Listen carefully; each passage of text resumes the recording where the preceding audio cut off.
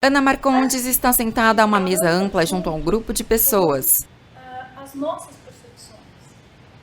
E desenvolver a nossa criatividade é um processo muito importante para tudo que a gente faz na vida. Ela é branca, de cabelos ondulados, longos e loiros. Hoje o exercício a gente vai começar pensando em alguma coisa que a gente conhece muito bem, algum fato muito importante para nós, alguma coisa memorável, mas a gente vai fechar os olhos nesse momento e a gente vai procurar o que seria interessante, o que seria de melhor que eu poderia escrever. E não precisa ser uma escrita demorada, tá? É um trecho, é um conto, pode ser uma poesia, pode ser qualquer forma de escrita. Inclusive porque a gente vai desenvolver um trabalho criativo aqui junto também. Mas eu queria que todos fechassem os olhos e tentassem esvaziar o pensamento. Pensando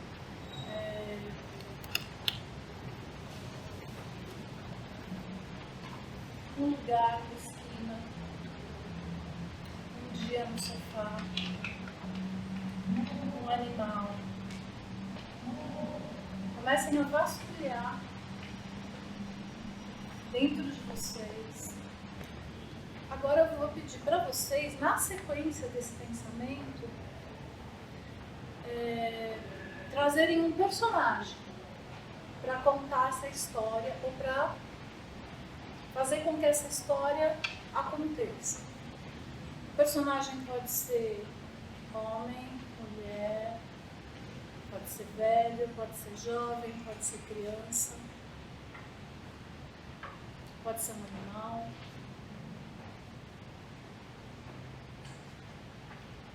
O que vocês têm que fazer agora é correlacionar o que vocês querem contar com esse personagem, certo? Ana se levanta e pega uma folha de papel na horizontal. Uma folha de papel em branco que eu gostaria que vocês dobrassem no meio, assim, e abrissem como se fosse um cartão. E vocês vão escrever dentro, antes de escrever a história, vocês vão dar um nome para esse personagem, falar sobre esse personagem, como ele é, o que ele gosta.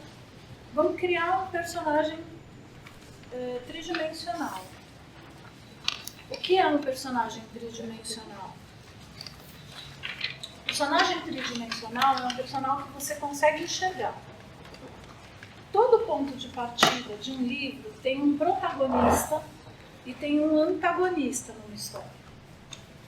Porque senão a história do protagonista não seria uma história relevante ou que a gente prestaria atenção. A gente tem um personagem que vai enfrentar algumas coisas durante o conto, a crônica, a poesia, ou ele vai enfrentar o espelho, ou ele mesmo vai ser o antagonista dele, ou ele vai enfrentar alguém que está fora, ou uma situação. Então, quando vocês pensarem nesse personagem, vamos criar um personagem tridimensional. Ele tem voz, ele tem altura, ele se veste. Vamos imaginar como se fosse um roteiro de uma novela. Tá? Porque até para a gente criar um enredo, a gente tem que ter a pessoa que vive esse enredo. Certo? Vocês têm 5 minutos, a partir de agora, para colocar esse personagem no papel. Todos se debruçam sobre os papéis e realizam a atividade. Algumas pessoas levam a mão à cabeça, pensativas. O grupo é diverso, composto por homens, mulheres, brancos, negros, jovens e idosos. Sobre a mesa comprida e de madeira, vários porta-lápis. A seguir, uma pessoa por vez se levanta e lê a própria atividade. Uma aluna, ela tem cabelos loiros, olhos castanhos e estatura média. Usa roupas alternativas. Nesse caso, nessa cena, ela estava usando um vestido preto de renda e sobretudo de lã. E sapatos de boneca. Aí tem a Maria, que é uma senhora, loira também, baixa e gordinha. E tem olhos verdes. e vestido florido e a de azul e amarelo. E aí a terceira personagem é a Mari, cabelos castanhos, olhos castanhos, estatura mais alta, roupas sociais neutras, macacão bege e all-star. Filha, casada, na sala da casa dela, telefone celular, sofá, trabalha fora de casa e roupa de ir à igreja. Um homem jovem, em fins da adolescência, magrelo, branquelo, cheio de espinhas, estatura mediana, trabalha, estuda, pobre, não entende muito bem seu lugar no mundo, pessimista quanto a si, ama sua mãe, cético, nem bonito nem feio. Personagem: Marina, 6 anos, magra, pequena, cabelos castanhos, olhos mel, vestido, de preferência de babados, uma irmã menor, pais amorosos, mais rígidos, tímida, fantasiosa, criativa, vive tanto no mundo interno como no externo, pensativa, medrosa, tem medo do escuro, de ratos, de cobras, de cachorro bravo, apaixonada por histórias, brinca de bonecas e de teatro, adora criar enredos e representá-lo com seus amigos. Um senhor de 60 anos, branco, cabelo grisalho, olhos castanhos, com brilho em meio ao opaco da pele, bochechas marcadas por leves manchas e pelo tempo, roupas em cores claras, camisa branca, calça azul, sapato preto de engraxar, cabelos ralos e expressão de quem observa e se contamina pelo seu meio, com atenção dividida a vários acontecimentos. Se comunica por gestos curtos e expressões faciais curtas. E aí o nome dele é César, e existe na história um personagem que é um jovem com uma mochila muito grande no transporte e uma pessoa terceira que não aparece, que é misteriosa. Não é um homem velho e magro, o nome dele é Adalberto, e ele usa roupas sujas e ele está com um cachorro ferido ao lado dele, na esquina do cemitério. O personagem ainda não tem nome, mas ele é um senhorzinho, bem baixinho, um pouco corcundinha, olhar bem pesado, com olheiras, olhar bem cansado, o bigode bem grande que cobre a boca. Ele tem uma bengalinha com alguns detalhes,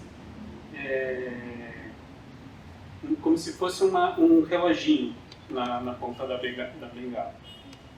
E usando um sobretudo que cobre a maior parte do corpo. A minha personagem chama Lolita, ela é uma gata. Ela mora há muito tempo na mesma casa e é tida como muito reservada, que não gosta de muita gente, só de homens. Mas, na verdade, ela gosta mesmo de um sovaco com desodorante Old Spice e alguém que saiba fazer silêncio com ela e não bagunce os seus bigodes. Ela tem irmãos, mas nesse ponto da história ela só tem um irmão, hoje em dia ela tem 2. Mas ela sabe que ela é a estrela da casa e um dia ela faz uma amiga inesperada e em silêncio conversam noite e dia. A minha personagem ainda não tem nome, mas ela é uma mulher inteligente, guerreira, à frente do seu tempo, mas é simples, estatura média, cabelos castanhos, compridos, olhos verdes, mais tristes, idade na faixa dos 38 anos. A gente fala de roupa, a gente fala tons de olhos, a gente fala de cabelos, apareceu aqui expressão, apareceram 2 animais, apareceram detalhes de tamanho, de bigode, de comprimento de cabelo. E que mais que a gente pode, porque não precisa fazer isso agora, tá? Mas isso pode estar no texto ou pode estar depois no desenvolvimento que vocês forem fazer. A pesquisa de um personagem, ela começa em bases assim como a gente está estruturando. Mas depois a gente vai colocando mais coisas. A gente coloca se a mão é enrugada, se a pele é manchada. Você falou, de pele branca. Ana olha para alguém à sua direita. Estatura magra. Então a gente vai compondo aos poucos a idade. Então se a pessoa tem mais idade, tem cabelos mais ralos, tem um pouco de corcunda, se a pessoa é mais nova, por que ela tem um olho triste? Então a gente vai criar um universo dessa personagem. Agora que a gente tem os personagens mais ou menos definidos, a gente vai criar um roteiro para esse personagem contar essa história. Um roteiro de 3 atos. Ato 1, apresentação da história do personagem. Aonde ele está, como ele se encontra, ou como a gente encontra ele. A gente pode usar a primeira pessoa, a gente pode usar a terceira pessoa, ou a gente pode usar a narração também. Falando ele, né, e como a gente for sustentar. Então não tem problema quanto isso. Só que a gente vai pensar no primeiro ato, aonde ele se encontra e como que a história começa. O segundo ato vai ser quando a narrativa vai crescer, ou a história vai crescer, e nós vamos contar ou um problema, ou uma descoberta, depende da história que vocês vão contar. E aí vocês vão pôr isso no roteiro. Então vai ser assim, parte 1. Personagem tal, em tal lugar. Pensem na cena, pensem no local. Aonde ele vai estar inserido. É rua, é casa, é banheiro, é um sótão, é uma praia. Né? Pensem no local. Né? Vocês vão colocar isso no roteiro. No 2 é o que está acontecendo que vai movimentar a história, que é a história propriamente dita com o enredo dela. E o terceiro, que é o terceiro ato, vai ser o fechamento. E no fechamento vocês também vão colocar, pode ser resultado final, pode ser e continua, né? Então aconteceu tal coisa, mas eu acredito que... Então, existem algumas formas de você fazer gancho. O gancho final pode ser, não tecnicamente fim, mas o movimento que se encerra. E então ele conseguiu desenvolver aquilo que ele tinha se proposto. Ponto. Ou pode ser uma continuidade. E aí a gente usa algumas frases que são: então vamos esperar para ver. Isso a gente vai contar depois, você só vai saber quando, né? Então são as frases que fecham um roteiro, mas que dão continuidade. Então a gente vai ter mais 5 minutos agora para a gente montar esse roteiro. Parte 1, parte 2, parte 3. A atividade acontece em uma biblioteca de parede cinza e estantes repletas de livros.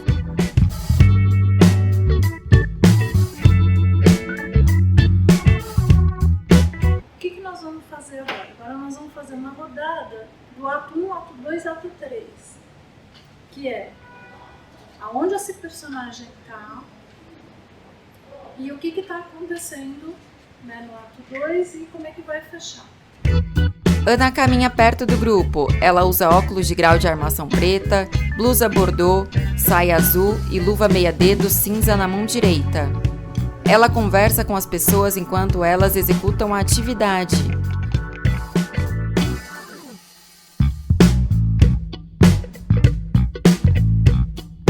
Quem escreveu, reescreve.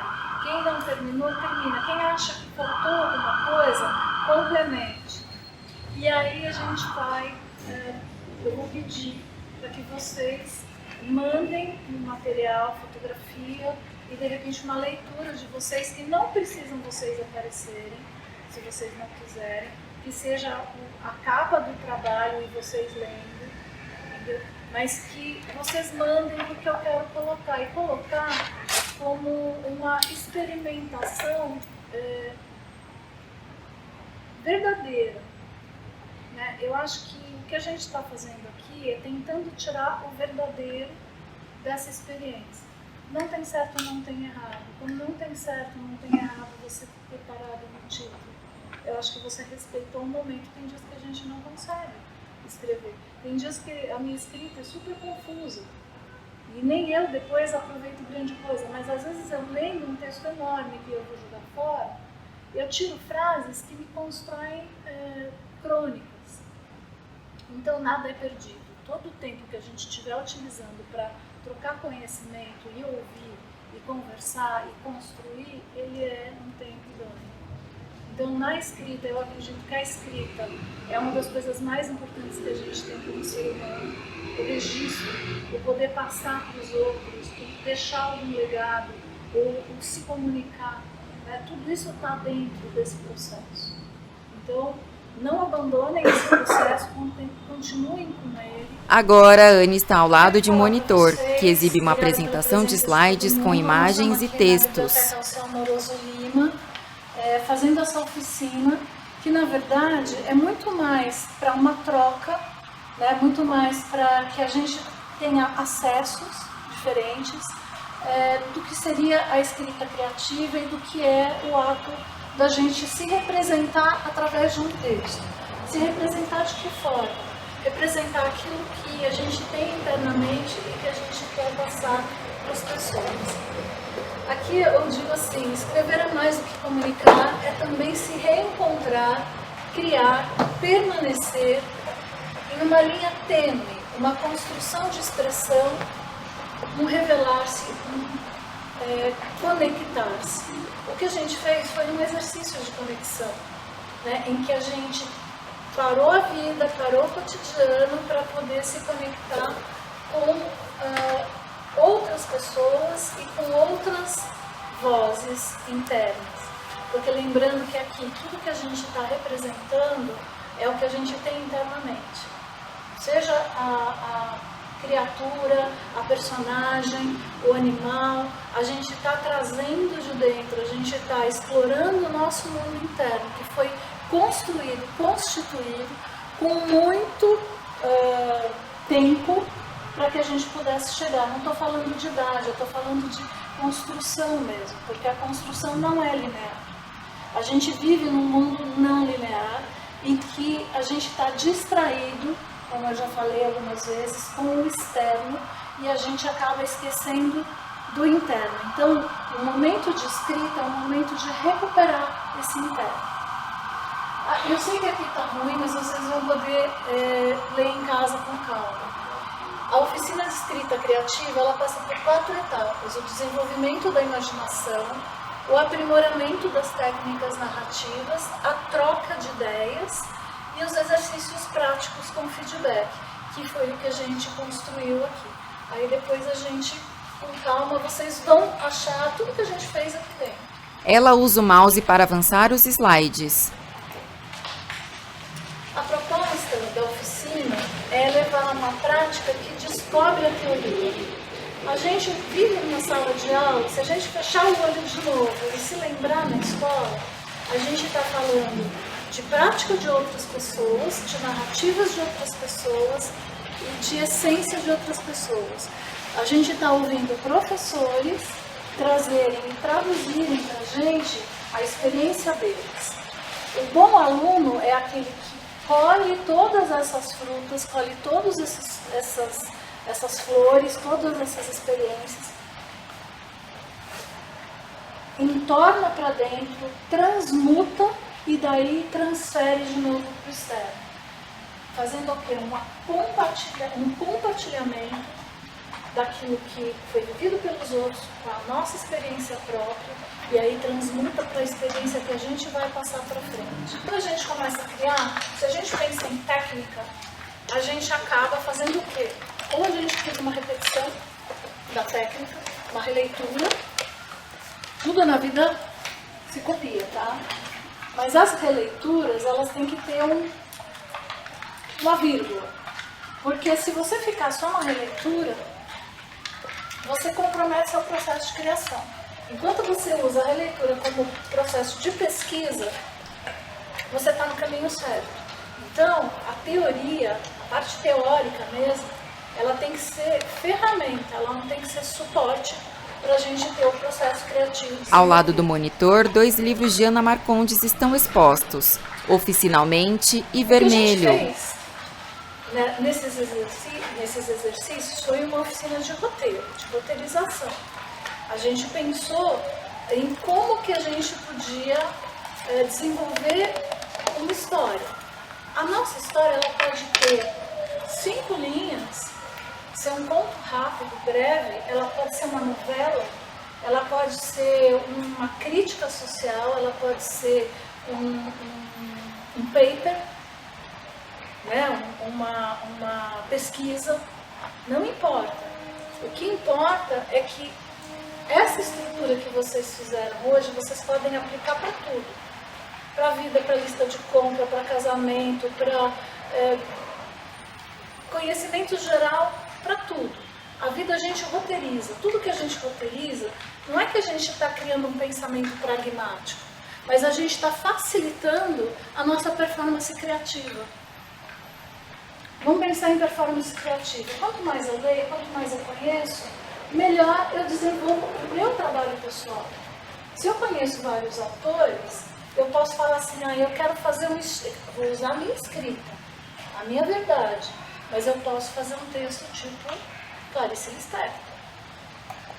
Eu posso fazer um texto tipo Plínio Marcos. Eu posso escrever como se fosse Carlos Drummond. Eu posso poetizar, eu posso rascunhar, eu posso entregar um texto completamente estilo Bauhaus. Vocês sabem o que é um texto Bauhaus? O texto Bauhaus, ele trabalha as formas, as cores e o formato do texto. E geralmente são poéticas visuais. São curtos, eles são matemáticos, eles são impactantes. Então, o que importa, na verdade, não é o formato, é a sua entrega, é a sua verdade que você vai trabalhar e que vai começar num roteiro, numa roteirização. Desenvolvimento da ideia central. Hoje nós partimos do personagem, mas vocês podem partir do tema. Eu quero falar sobre aborto, eu quero falar sobre religião, eu quero falar sobre casamento, eu quero falar sobre morte, eu quero falar... O que eu quero falar? A gente pode escolher um tema. Eu quero falar sobre o feminino, eu quero falar sobre o casamento. Eu escolho o tema. Aí eu crio o personagem. Ou então eu já tenho esse personagem e aí eu alinho esse personagem com o tema. A partir desse momento em que você tem a identificação do tema, a criação das premissas, que é o e se esse meu personagem fosse dúbio? E se eu tivesse dentro de uma escrita que eu não vou fazer uma entrega direta, que eu vou trabalhar só no inconsciente da pessoa? Então, como eu vou lidar com esse tema? E qual é o meu público? O público que a gente tem hoje aqui é um público que está interessado nessa oficina, que está interessado em desenvolver ideias, escritas, etc. Mas e se o meu público for de crianças? Para quem que eu estou escrevendo? Para quem que eu vou falar de casamento? Ou para quem que eu vou falar de uma história de gatos que são mais humanos do que os humanos, ou que são mais interessantes do que, de repente, o meu vizinho, né? Para quem que eu vou entregar um texto que tenha uma inteligência emocional interna que não é qualquer um que vai ler? Então eu defino o público também. Então eu vou escrever para pessoas que estão em grupo de poetas, em grupos de estudos literários, né? Então esse é o meu público. Eu vou colocar na internet, eu vou entregar para minha família, eu quero fazer um relicário de pensamentos. Eu não quero ser publicado, mas eu quero escrever, eu quero pôr para fora. Então determine, meu público vou ser eu. Não, meu público é a minha família, não, meu público é a minha roda de amigos, não, meu público é a internet, meu público é o clube dos leitores, meu público é o Brasil. Tem muitas coisas importantes que nascem de projetos assim, e que aí a gente explorando, a gente leva para pessoas que precisam mesmo ouvir. Tá cheio de gente que precisa ouvir, viu? A gente falou um pouco sobre a construção dos personagens, e a dica de novo é: o personagem, para ser bom, ele tem que ter senso de direção e verdade. A gente tem que criar esse personagem de verdade, personificar ele, né? Criar as linhas unhas da mão, as rugas da testa, a cor do cabelo, como anda, se tem peso ou não anda. A gente tem que enxergar o personagem, porque daí a gente sai de um personagem de história, de quadrinho, que também são personagens legais, mas que são personagens, né, de história, que está ali, não vão sair, ninguém vai levar para casa, ninguém vai pensar depois.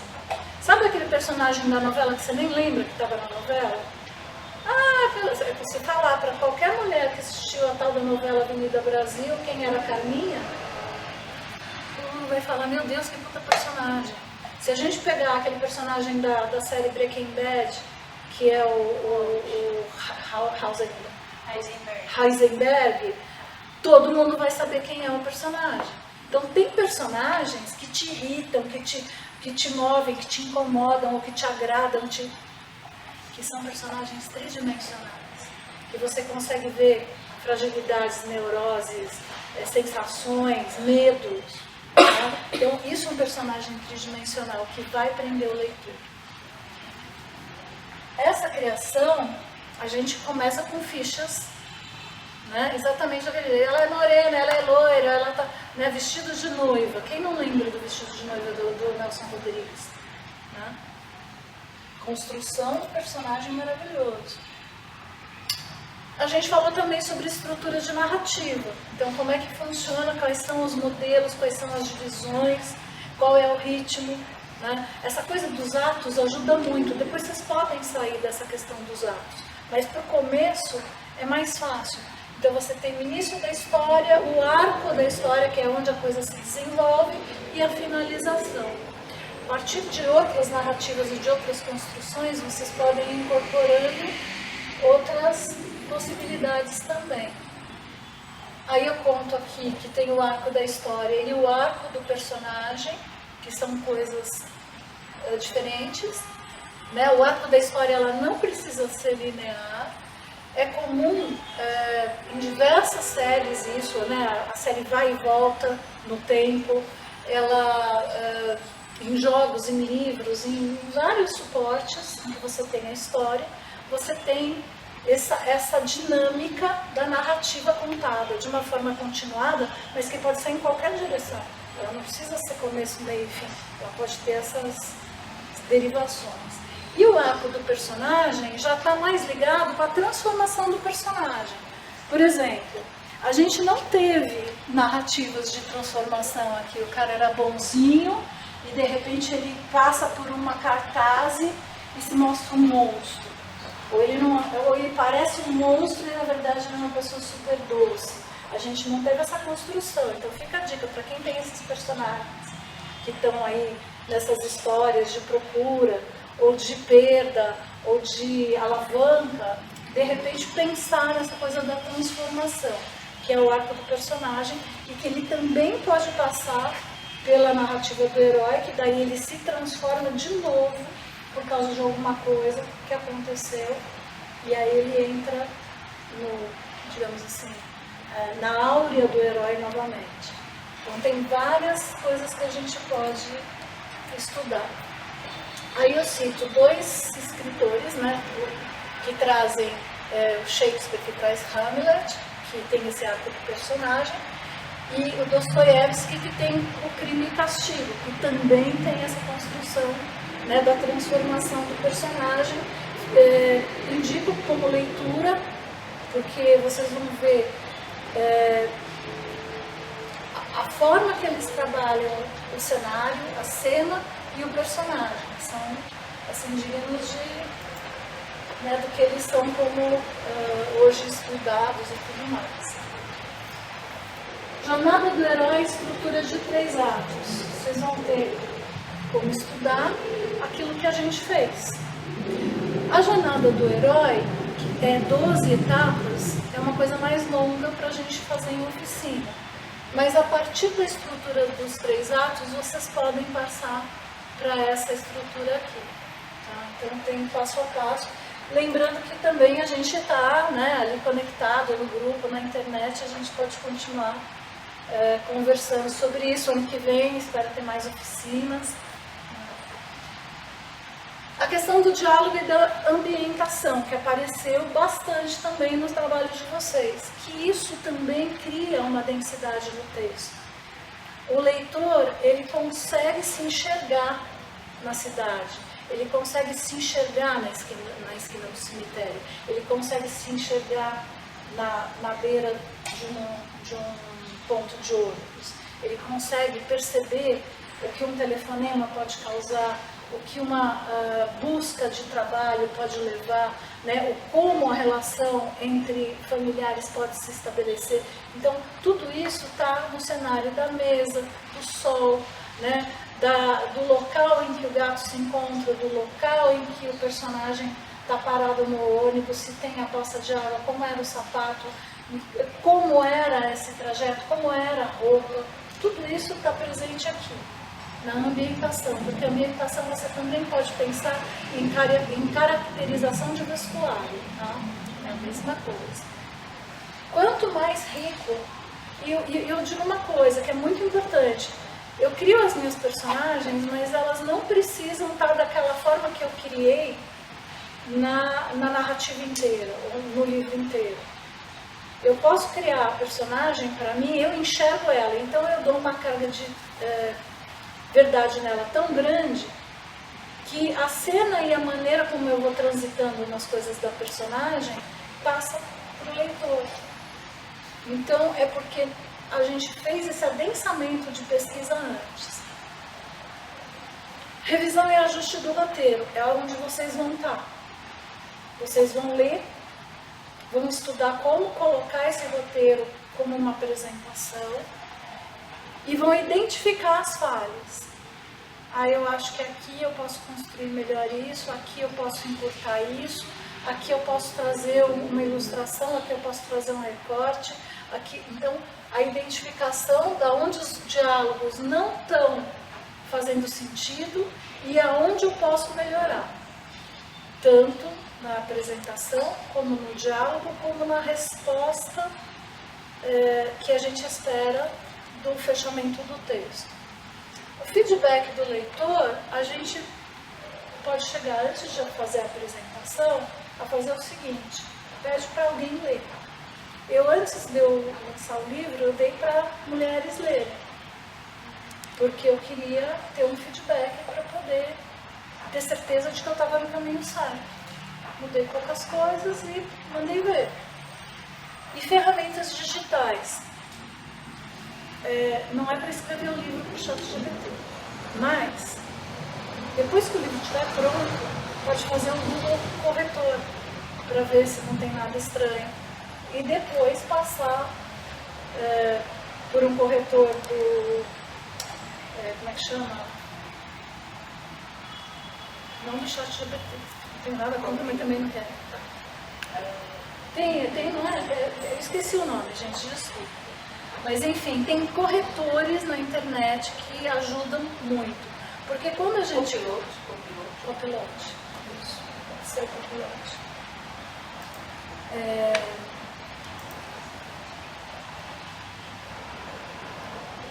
Resumindo, quando vocês chegarem em casa, vocês vão lembrar das fases da oficina, porque vocês têm isso escrito.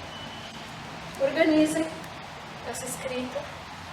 Depois, para começar, conselho meu, para vocês começarem a escrever, mesa limpa, luz, água do lado, e assim, sem pressa. Ou se vocês tiverem, não, eu quero muito escrever, coloque o relógio do lado, mas não aquele tic-tic-tic-tic-tic, não, que é um horror, mas coloque um relógio que vai tocar quando estiver perto da hora que vocês têm que parar. Porque daí vocês podem criar um hábito de escrita. Eu vou escrever 1 hora por dia, das 8 às 9.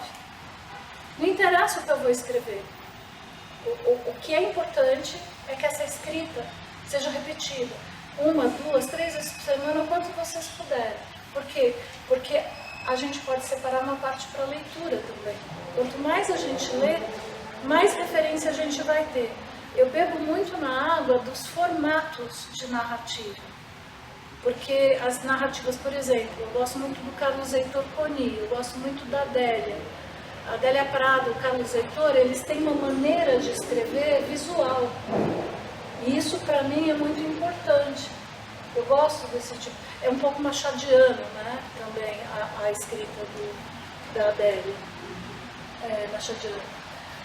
Estudos, né? Então essa parte dos estudos, leiam outros artistas outros escritores que vocês se identificam. A ideia é essa. Eu peço para vocês seguirem o site do livro, que é o Vermelho Literário, né, que está no Instagram, e o meu poesia.minima.2023, que é onde eu faço os haikais, pequenas poesias que são com as imagens, né, que eu chamo de poesias visuais. E eu agradeço a presença de todos vocês. Eu espero que a gente se encontre em outras oportunidades. Já me sinto amiga aqui de um pessoal, né? A gente já está mais próximo, se encontrou também pela internet e hoje a gente está aqui, né? E é isso, obrigada. Ana Marcondes Sorri e também